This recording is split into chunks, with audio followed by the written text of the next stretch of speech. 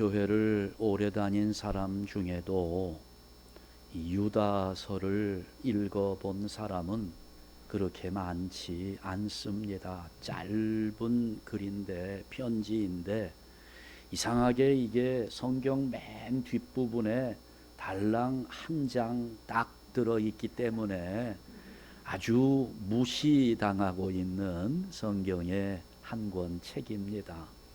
네, 유다서니까요, 유다가 기록한 책입니다. 유다의 편지인데 가룟 유다가 아니고요, 예수님의 동생 유다입니다.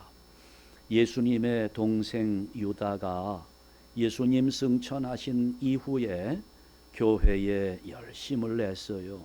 그래 교회에 충성을 하던 중에 보니까 교회 안에 침투한 사람들이 보이는 겁니다.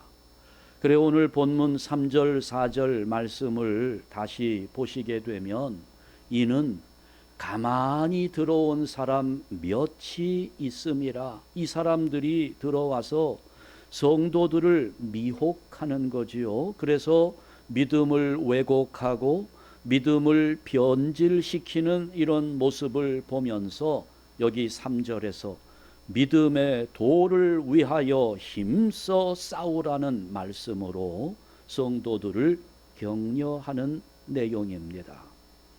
자, 그러면 여기 가만히 들어온 사람 이렇게 기록하고 있어요.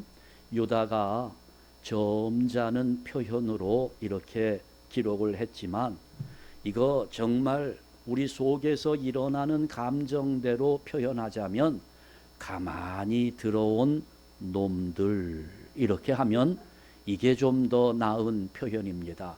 저는 개인적으로 더 강한 표현을 하고 싶지만 강단이기 때문에 놈들 정도까지만 제가 표현을 하려고 그래요. 자, 이 사람들 이게 어떤 사람들이었을까? 첫 번째, 이 사람들은 불순한 목적을 가지고 교회 안에 들어온 사람들입니다. 그러니까 지금 유다의 말은 아주 이들이 교회 안에 슬그머니 끼어들었다는 거예요.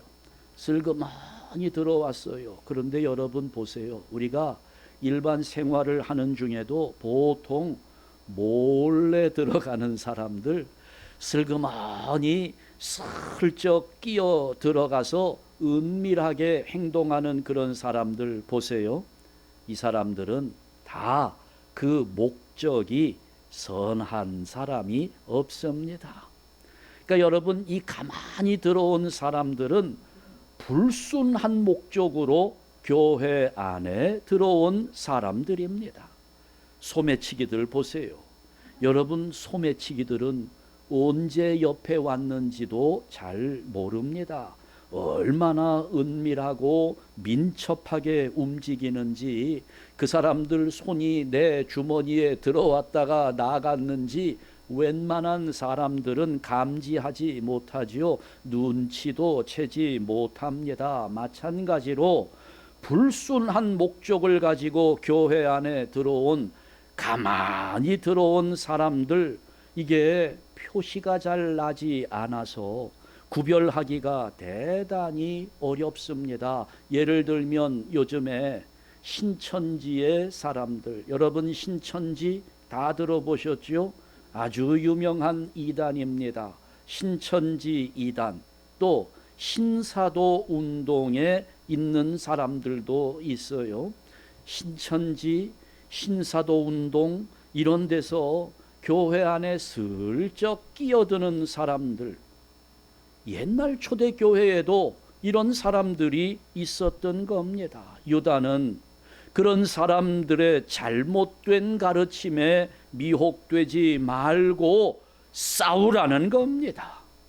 여러분, 우리가 분명하게 기억할 것이 있어요. 신앙생활을 하는 가운데 우리가 믿고 따를 분은 오직 예수 그리스도뿐이라는 사실을 잊지 말기를 축원합니다.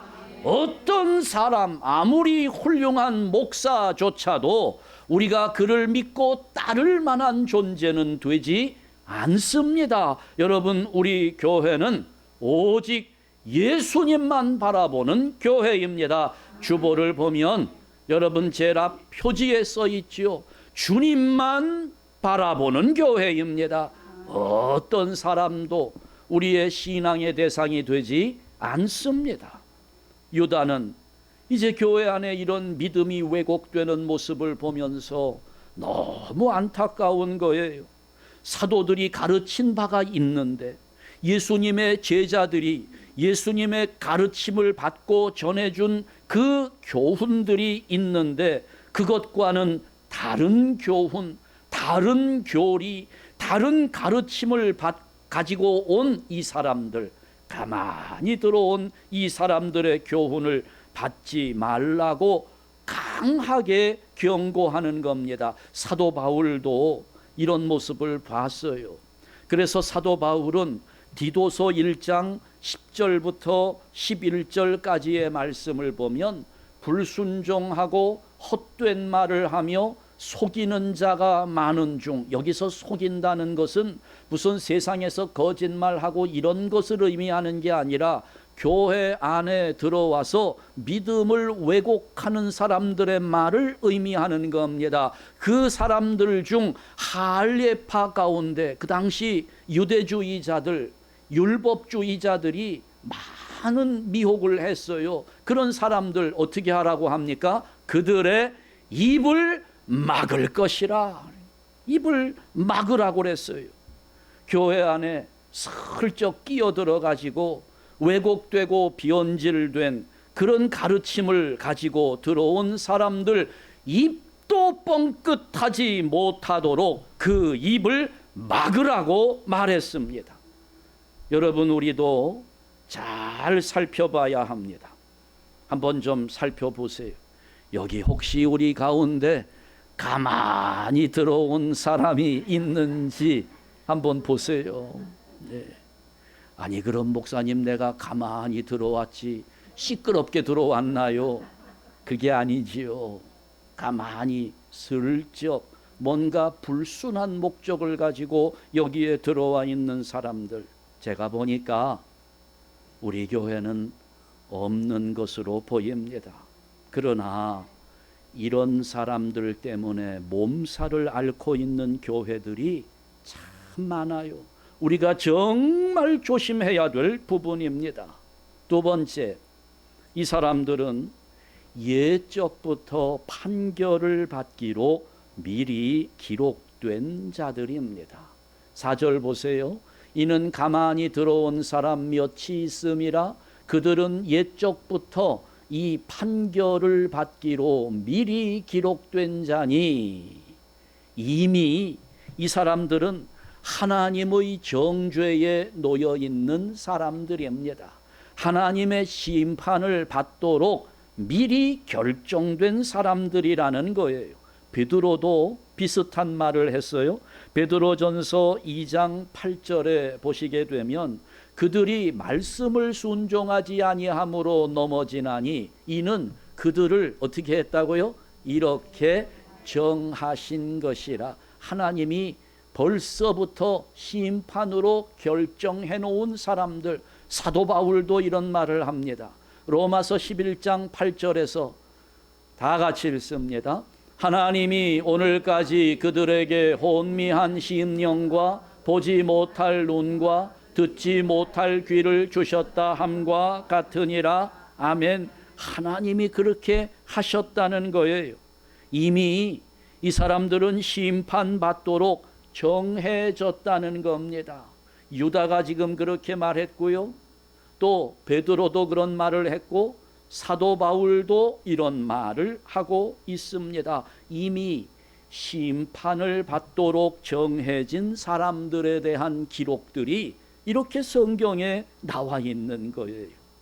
그러니까 여러분, 우리는 정말 하나님께 감사할 수밖에 없어요. 하나님께서 저와 여러분의 눈을 열어주셔서 하나님을 보게 하시고 예수 그리스도를 바라보게 하시고 우리의 귀를 열어주셔서 하나님의 말씀을 듣고 주님의 말씀을 듣게 하신 것을 여러분 감사합시다. 우리가 이런 사람들처럼 심판과 정죄로 정해진 자가 아니라 하나님의 백성으로 정해지고 선택되었다는 사실에 감사하는 성도들 되시기를 주님의 이름으로 축원합니다. 지금 유다가 너무 답답한 거예요. 이미 하나님 앞에 심판받기로 정죄되기로 결정된 사람들의 가르침을 교인들이 따라가고 있는 거예요. 교인들이 그 잘못된 가르침을 받고 있는 것을 보면서 아주 답답함으로 호소하는 겁니다. 우리가 여기에 미혹되는 게 얼마나 쉬운지 몰라요. 왜냐하면 사람 안에는 본능적으로 새로운 것을 추구하는 본능이 있기 때문에 그래요. 새 것이 나오면 견디지를 못하죠. 우리 중에도 아마 그런 사람이 있을지 몰라요. 특히 젊은이들 스마트폰 새로 나오는 게 있으면 지금 내가 쓰고 있는 것도 한참 쓸 수 있는 괜찮은 건데도 새로 나온 거 사고 싶어서 안달을 합니다. 멀쩡한 거 그냥 갖다 버리는 경우도 굉장히 많죠.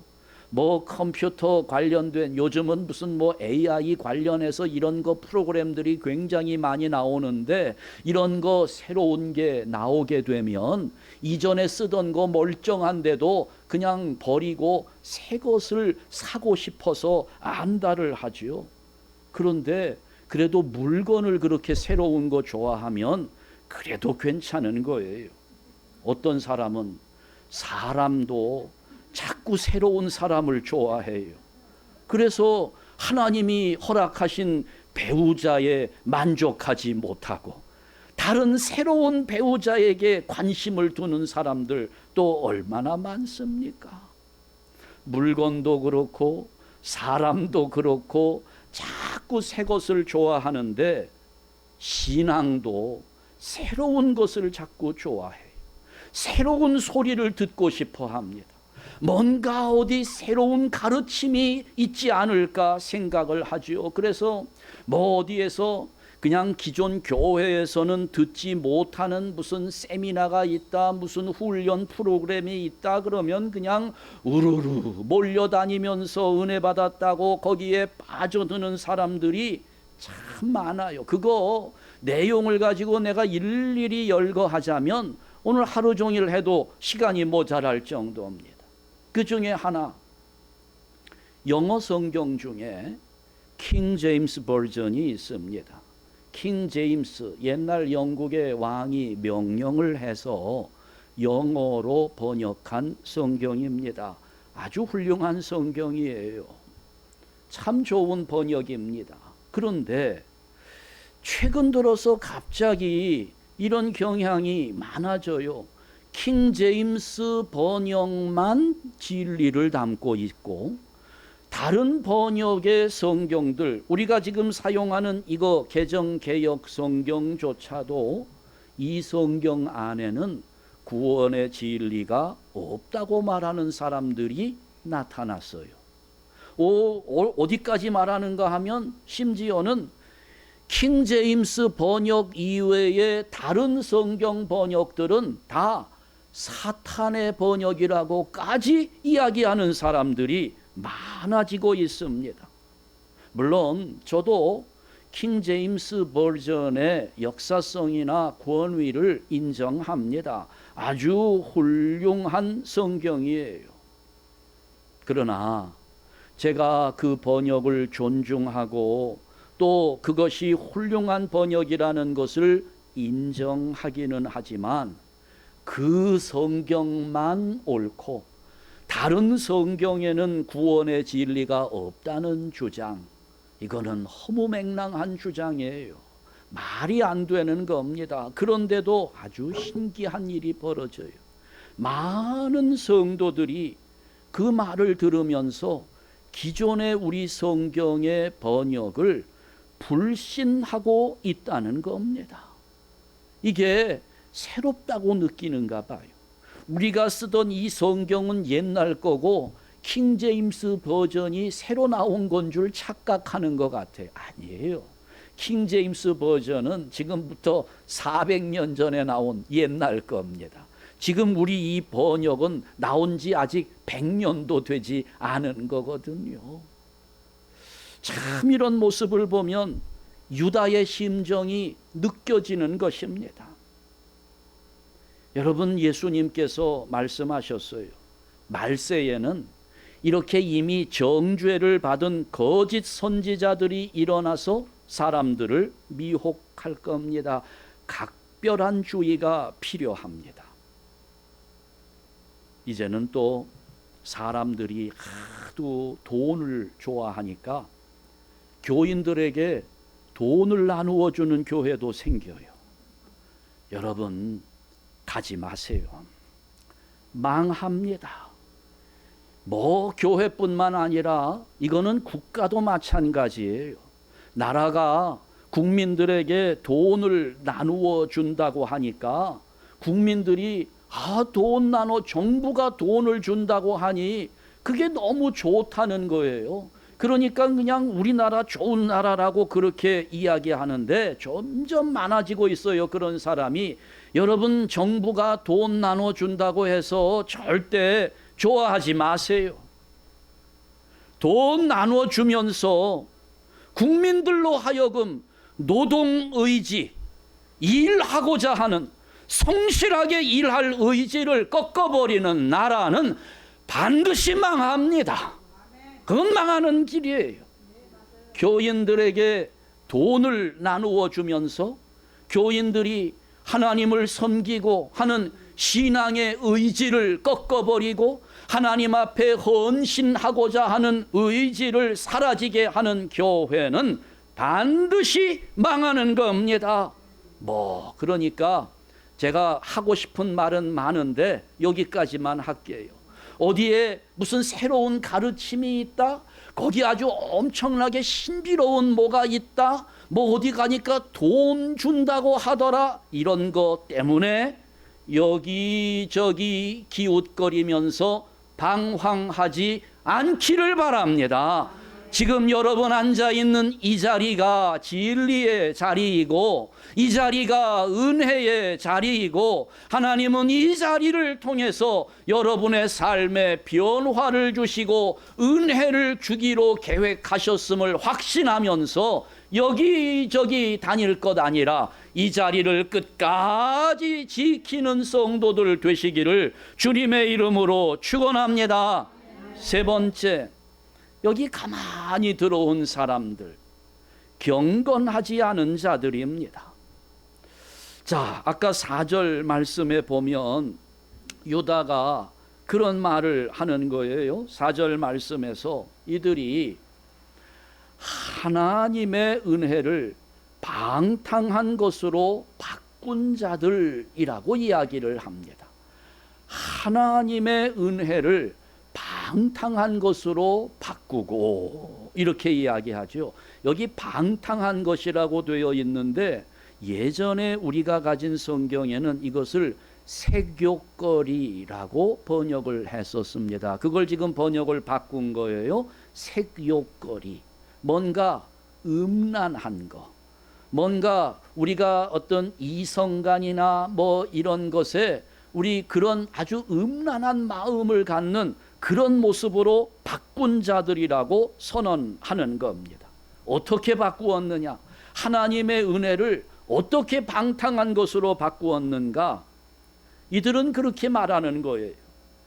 하나님이 이미 우리의 모든 죄를 용서하셨기 때문에 구원받은 교인들은 도덕적 제재를 받지 않고 자유롭게 살 수 있다고 가르치는 겁니다. 내가 육신으로 죄를 짓는 것이 영적 구원을 받는 일에 아무런 영향을 주지 않는다는 거예요. 이게 그 당시 영지주의입니다. 그 영지주의의 영향이 오늘날 지금까지도 이어지고 있어요. 다시 말씀드리면 한마디로 육신의 죄가 영혼 구원에 지장을 주지 않는다는 것인데, 지금도 이 구원파 이단이 얼마나 활개를 치고 있는지 모릅니다. 이 구원파 이단들이 유다가 있었던 초대교회 이때부터 벌써 활동하기 시작해요. 그래서 유다는 지금 8절 말씀에 보니까 이 다른 육체를 따라가다가 하면서 하는 말이, 이 사람들도 그와 같이 육체를 더럽혔다고 말씀하고 있어요. 누구처럼? 소돔과 고모라 사람들처럼 간음을 행하면서 다른 육체를 따라가다가 형벌을 받은 소돔과 고모라 사람들과 같다는 겁니다. 여기 다른 육체를 따라갔다는 것은 무슨 의미인가 하면 동성애를 의미하는 말입니다. 그러니까 이 악한 무리들이 하나님의 은혜를 말하면서 지금 그 하나님의 은혜를 난잡한 것으로 바꾸는 거예요. 난잡한 성적 타락을 부추긴 것입니다. 이거는 우리 성도들을 넘어뜨리려고 하는 사탄의 술책입니다. 우리가 정말 조심해야 될 부분인데, 지금 이 시대에 똑같은 일들이 벌어지고 있어요. 뭐라고 말하는가 하면 이들의 주장은 그래요. 하나님이 그렇게 옹졸한 분이 아니라는 겁니다. 하나님은 마음이 넓으신 분이기 때문에 어떤 죄인이든지 다 받아주신다는 거예요. 자, 지금 이런 교회들이 점점 많아지고 있어요. 동성연애자들, 마약, 알코올 중독자들, 갱들, 뭐 할 것 없이 다 나와서 하나님을 예배한다는 겁니다. 물론 당연합니다. 그들도 하나님을 예배할 수 있어요. 하나님은 그들에게 큰 관심을 가지고 있습니다. 그래서 이게 어떻게 보면 우리에게 굉장히 은혜로운 것처럼 느껴지지만, 여러분, 은혜는 그런 것이 아닙니다. 그 사람들 어떻게 합니까? 자, 와서 예배를 드려요. 그리고 즐거워합니다. 돌아가서 또 다시 동성연애를 하고, 또 다시 마약을 하고, 또 다시 파티에 취해서 술에 취하고, 그리고 나서 또 다시 와서 예배하고, 또 다시 돌아가면 그런 짓들을 하고, 그러면서 하나님은 은혜로우신 분이니까 다 용서해 주신다는 겁니다. 여러분, 그런 거 아닙니다. 죄 짓고 용서받고 또 나가서 죄 짓고 또 용서받고, 이런 것이 은혜가 아니라 죽어 마땅한 죄인이지만 그 죄인이 주님 앞에 와서 용서받고 새 사람으로 거듭나서 다시는 죄를 짓는 자리에 돌아가지 않는 것으로 변화되는 것이 은혜라는 것입니다. 물론 모든 죄인들이 다 나올 수 있어요. 어떤 사람이든지 하나님께 나올 수 있습니다. 살인자, 도둑놈, 사기꾼, 마약 중독자, 동성연애자들, 교회는 이런 사람들을 다 끌어안을 수 있어야 합니다. 이들을 배척하면 안 되죠. 왜냐하면 그들에게도 당연히 예수님의 은혜가 필요하니까, 그들도 구원을 받아야 되니까. 그러나 우리가 여기서 죄인과 죄를 구별하는 지혜를 가져야 합니다. 대단히 중요한 일이에요. 교회는 이런 죄인들을 다 받아들이지만, 그러나 그렇다고 해서 그들의 죄까지 인정할 수는 없다는 말입니다. 사기꾼 있어야 돼요. 어떤 분은 그러더라고요. 아니, 교회 갔더니 저기도 내 돈 떼어먹은 놈, 여기도 내 돈 떼어먹은 놈, 아주 교회는 사기꾼들만 모여 있다고, 교회는 갈 곳이 못 된다고 하는 분이 계세요. 여러분, 교회는 사기꾼들도 들어올 수 있어요. 아니, 사기꾼들이 들어와야 됩니다. 그런데 그 사기꾼들을 교회가 받아들이지만, 교회는 하나님의 말씀으로 그 죄를 깨닫게 해서 그 사람이 다시는 다른 사람을 속이지 않고 정직하게 일하는 사람으로 변화되도록 돕는 곳입니다. 동성연애자들 받아들여요. 와서 함께 예배 드려야 합니다.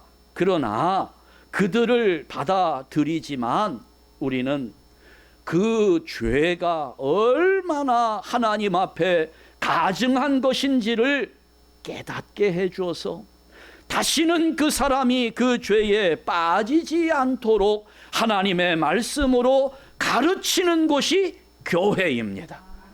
이 모습 이대로 왔다가 그 모습 그대로 돌아가는 거, 이게 은혜가 아니라 타락한 모습으로 왔지만 하나님의 말씀 앞에 회개하고 거듭난 사람이 되어 돌아가는 변화가 일어날 때 이것을 우리는 은혜라고 말하는 것입니다. 우리 교회에 심각한 위기가 찾아오고 있어요. 이미 찾아왔습니다. 10년 전에, 딱 10년 됐습니다.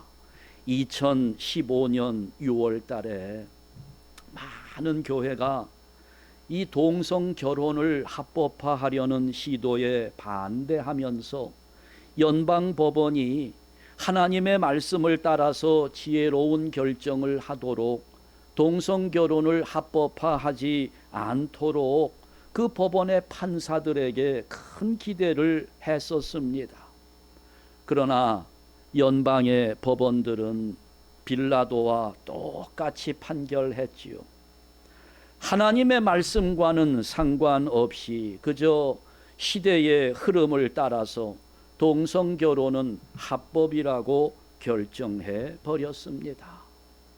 여러분, 앞으로도 우리가 이런 판사들에게 기대를 가질 필요는 없어요. 그 판사들이 아무리 법을 잘 만들고 또 그 법을 가지고 오늘 우리의 신앙을 지켜줄 것이라고 기대를 하는 것은 착각입니다. 여러분, 그런 착각하지 맙시다. 어떤 법이 어떻게 만들어지든 간에 내 신앙은 내가 지키는 겁니다. 우리가 지킬 수밖에 없어요. 문제는 세상의 법이 어떻게 만들어지느냐, 세상의 흐름이 어디로 흘러가고 있느냐, 이것이 중요한 것이 아닙니다. 출애굽할 때 애굽에 있던 잡족들이 섞여서 나왔어요. 이스라엘 백성들만 출애굽한 게 아니라 이스라엘 백성들이 나올 때 잡족들이 다 따라 나왔거든요. 이 사람들이 섞여가지고 결국은 이스라엘 백성들을 원망하게 만들었죠. 여기 지금 초대교회 보세요. 유다가 지금 안타까워하는 것이 그겁니다. 가만히 들어온 사람들이 그 성도들의 믿음을 변질시킨 것처럼 똑같은 모습이 지금도 이미 교회 안에 가만히 들어온 사람들이 있어서 이들이 왜곡된 복음을 가지고 얼마나 성도들의 믿음을 변질시키고 있는지 지금은 교회가 먼저 나서서 동성애를 인정하게 만들고 있습니다. 여기 지금 미국의 유수한 교단들 다 인정하고 있는 가운데 있어요. 그러니 여러분 보세요. 교회가 지금 스스로 말씀을 포기하고 있는데, 교회가 스스로 복음을 포기하고 있는데, 아니 무슨 연방법원을 기대합니까? 무슨 판사를 기대할 수 있겠어요? 각오해야 돼요. 앞으로 우리가 어떤 일을 당할지 모릅니다. 이미 오래전부터 동성 결혼에 사용할 꽃과 케이크를 주문받았다가 그걸 거절한 것 때문에 꽃가게, 빵가게 문을 닫을 뿐만 아니라 엄청난 벌금을 물었던 거 아시잖아요. 여성 전용 사우나인데 거기에 버젓이 남자이면서도 자기는 여자라고 들어가는 거 제재했다고 그거 수해가지고 사우나가 져요. 이게 현실입니다. 앞으로 우리가 신앙을 지키기 위해서 애를 쓰다가 어떤 일을 당하고 어떤 손해를 겪을지 아무도 예상하지 못해요. 앞으로 우리 교회 누군가 등록을 해서 다니다가 목사님 결혼식 주례해 주세요 하고 봤더니 아니 이 사람들이 동성 결혼을 하는데 나보고 주례를 해달라고 하면 이거 내가 주례를 해줘야 될까 말아야 될까 이것도 고민인데 저는 지금 결론은 안 해주겠다고 결론을 내렸는데요. 그런데 여러분 제가 동성 결혼 주례를 거부하고 그래서 또 이 강단에서 동성애는 죄라고 설교하다가 제가 구속될지도 몰라요. 잡혀갈 수 있습니다. 현행법을 위반하는 것이기 때문에. 그러나 이 동성애 문제는 시작에 불과합니다. 앞으로 우리가 믿음을 지키기 위해서 믿는 자들로서 이런저런 이유로 핍박을 받고 신앙을 지키려고 하다가 엄청난 벌금을 물어야 할 수도 있어요. 이미 경험했잖아요. 동성애 문제는 벌써 10년 전에 결정이 났어요. 동성애 죄라고 설교하는 것은 현행법상 죄입니다. 이게 우리가 말하는 죄가 아니라 사회가 법으로 말하는 위반하는 거예요. 법을 위반하는 거죠. 10년 전에 결정이 났어요. 자, 불과 몇 년 전에 팬데믹이 왔습니다. 예배하는 것이 죄가 됐어요. 예배하면 법 위반이 되는 겁니다. 벌금을 물어야 돼요. 우리 교회는 결단했지요. 벌금을 물 땐 물더라도 예배는 중단할 수 없다. 감사하게도 우리 교회 코로나 환자 안 나왔어요. 여러분 그런저런 그럴듯한 이유를 대면서 우리의 신앙을 방해하고 못하게 하는 그런 일들이 얼마나 많이 일어날지 모른다는 겁니다. 교회에 가만히 들어온 사람들이 우리의 신앙을 변질시켜 나갈 때 우리가 그 사람들을 따라가게 된다면 사회의 그런 핍박 앞에서 우리의 신앙은 그대로 무릎을 꿇을 수밖에 없는 거예요.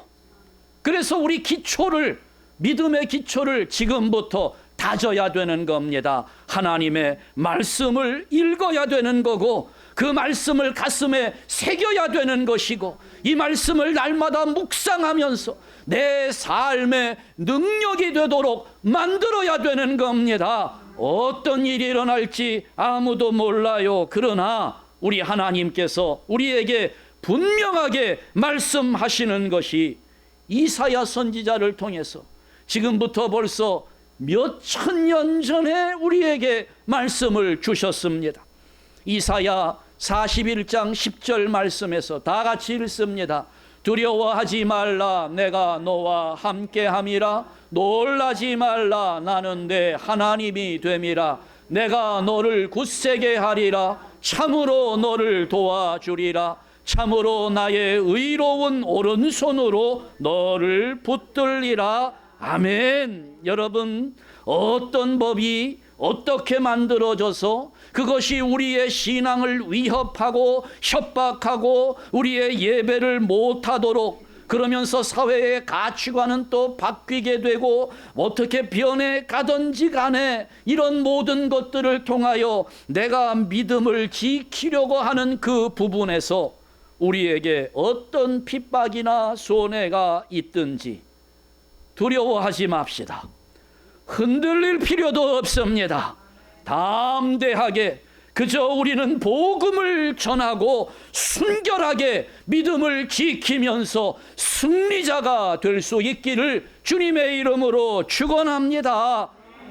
초대교회에 엄청난 핍박이 왔어요. 알잖아요. 예수 믿다가 잡혀가면 사형당합니다. 사자밥이 됐어요. 십자가에 매달려 죽었습니다. 화형을 당하여 죽었습니다. 그 엄청난 위기 앞에서 초대교회 성도들은 이렇게 기도하며 승리했습니다. 사도행전 4장 29절 30절 말씀입니다. 초대교회 성도들이 그들의 신앙이 위협당하면서 했던 기도입니다. 우리 다 같이 읽습니다. 주여 이제도 그들의 위협함을 굽어 보시옵고 또 종들로 하여금 담대히 하나님의 말씀을 전하게 하여 주시오며 손을 내밀어 병을 낫게 하시옵고 표적과 기사가 거룩한 종 예수의 이름으로 이루어지게 하옵소서. 아멘. 믿음 때문에 위협을 당할 때 초대교회 성도들은 담대히 하나님의 말씀을 전하게 하여 주옵소서 기도하며 승리했습니다. 여러분, 우리가 이렇게 기도해야 합니다.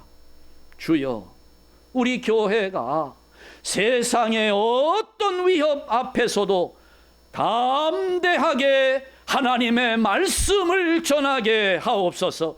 하나님의 말씀을 전하게 하옵소서. 여러분, 이 기도는 이 시대의 위협 앞에 순결한 믿음으로 선포하는 우리 한샘 교회의 신앙 고백입니다. 우리가 이 말씀의 기초를 든든하게 세워 나아가면서 우리 한샘 교회 성도들 모두는 하나님의 말씀을 붙잡고 끝까지 마지막 순간까지 믿음으로 승리하시기를 주님의 이름으로 축원합니다. 기도하겠습니다.